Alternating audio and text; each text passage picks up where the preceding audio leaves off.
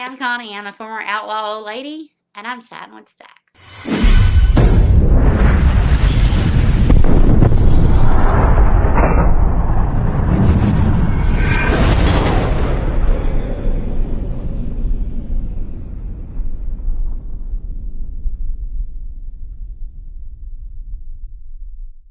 Welcome to this episode of Chatting with Staxx. I'm your host, Bill Staxx, and today I got Connie. But one night there was an event and one at Rock. It's funny, and this is why he does it. This is why he treated prospects like pure. He was outside, and three had walked in, and I think it was after a funeral for one of the other members. He literally looked at another member and like, hold on a minute, I'm gonna go with some prospects. But Rock's also the one that has to pay for poutine. So, I mean, this probably isn't where you thought it was going to. It's not going where you thought it was. No. There's a lot of egos and all the benefits. This is the thing. These kids or guys, I know why they do it. They want that family. They crave that family. Maybe they had a shitty family life. I did. We weren't close. I craved it too. I was all for it until I started calling them out and saw how fake they were. All these guys join and they think they gonna get the patch. Then they got the instant family, the women, it's none of that. The family that does help you, most of them only. James, he wouldn't have went and helped that dude move shit out of his house if I hadn't told him to. It's the old lady's telling him, go help your brother. You know, the one he was an okay rider. And within 5 months, a bandito, Mike, was paying his widow to have sex with him. This guy was a support member, and she was that bandit's wife's best friend. Like literally, they were the closest. And he was a support member 5-6 years. He didn't mean it. He was trying to make a point to his wife after beating her ass. He said, "Oh, he forgot he had one in the chamber. He had taken the magazine out." Yeah, you can't forget things like that.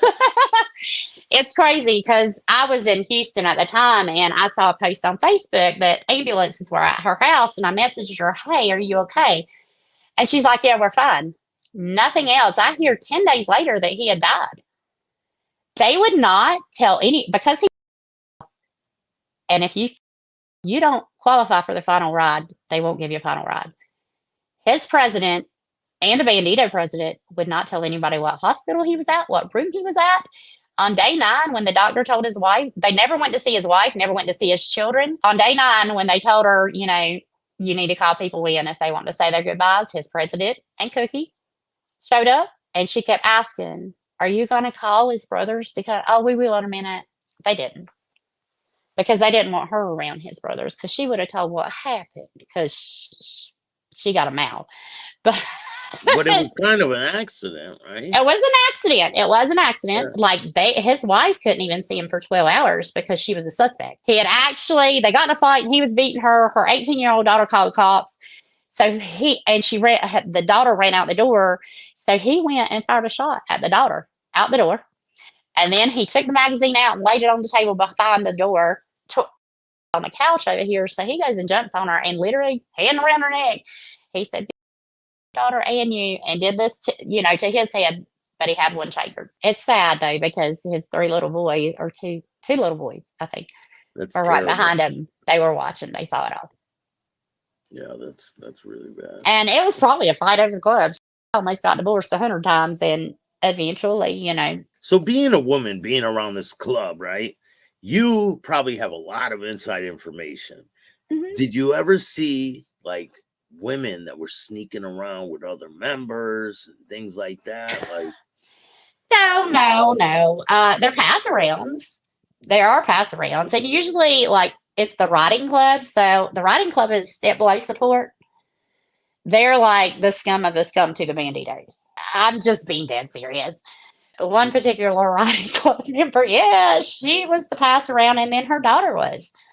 Like, I agree, my son, because he was like, "I brought so-and-so home, but I kicked her out at 2 a.m. because I didn't want to wake up to her." I was like, that's but you're number 4 out of your club, and now she's with number 5. So, I mean, some women, like you said, some women get 86th. And well, the OK Riders have in their bylaws, is old ladies cannot be 86. It was a hold my blunt moment. So I'm the first there, but yeah, most of the time with bandits, they will 86 anybody. And it's crazy because it can be one woman and that bandito can be lying like hell. They don't care though. You know, it is a man's world, but they rely on their women for support. Don't let them fool you. They can't do it by themselves. Women are treated decent. I mean, now some it's scary. I had one bandits old lady. They had gone to nationals, and I went to visit and talk to her when she come back. She's like, "Girl, I thought I was gonna get punched in the face at nationals." I was like, "Why?" She's like, "I was trying to rush him, or he was trying to rush me." But this is the thing with her, especially, and she would tell anybody if a woman does something in the clubhouse that's out of line, that woman ain't gonna get talked to. That woman ain't gonna get in trouble. Her old man is gonna get a talking to her or just punched in the mouth.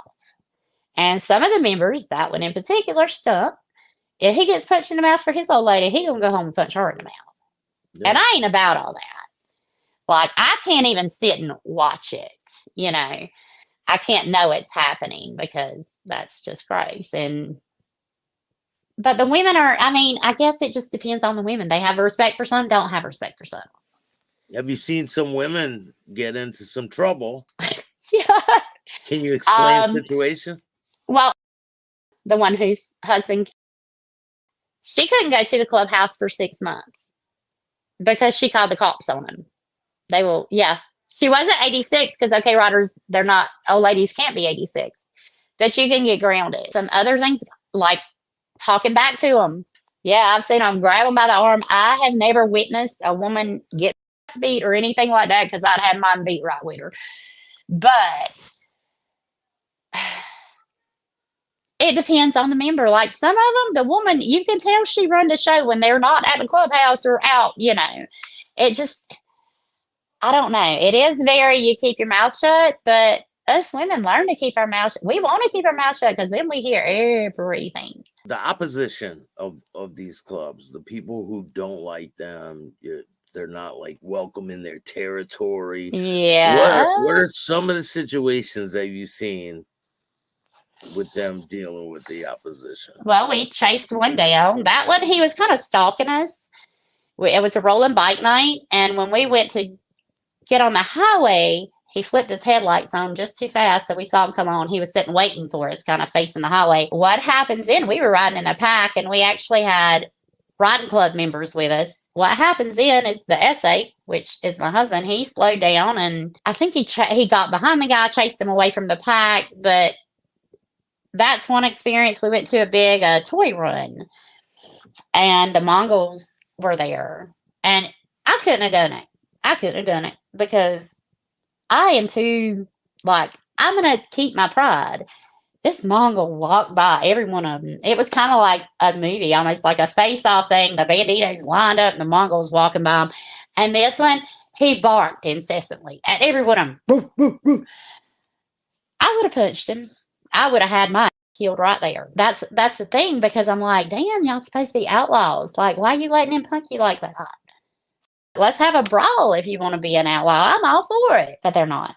I've interviewed quite a few ex-members of different clubs, and they've told me that there's been situations where they've all been on each side of the bar and nobody wants to do anything. They really, I don't think they really want to go there.